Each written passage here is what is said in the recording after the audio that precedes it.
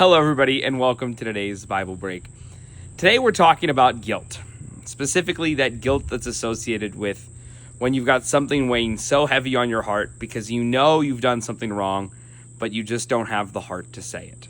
Because I feel like a lot of the times that's what it's like as a Christian, where you know that you've sinned and you know maybe it's something that you've repeated that sin multiple times over and over again. And it's something that you struggle with and you almost feel ashamed to be able to lift that up to the Lord.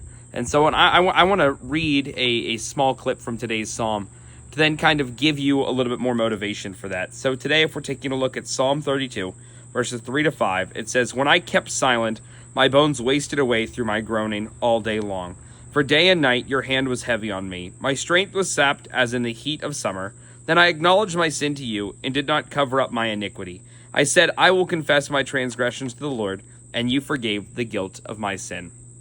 See, in this psalm, David is specifically talking about those times where he knows he sinned, he knows he's done something wrong, but he just hasn't given it up to the Lord. And in doing so, he feels the weight of that situation. He feels the weight of knowing that he has wronged what the Lord would like for him to do, yet still has not lifted it up. And so my first thing I want to say is, I hate to break it to you, but God already knows, right? God sees everything. So when you sin, he's fully aware of it. The big thing is being able to own up to it. They always say the first step is acceptance, or realizing that you did something wrong, right? And so you have to be able to own up to those moments. And not only does owning up to those moments free you from it, but it also allows for the Lord to then step in and work in that area in your life. And so David continues in today's psalm. In Psalm 32, verse 9, he says, "Do not be like the horse or the mule, which have no understanding, but must be controlled by bit and bridle, or they will not come to you."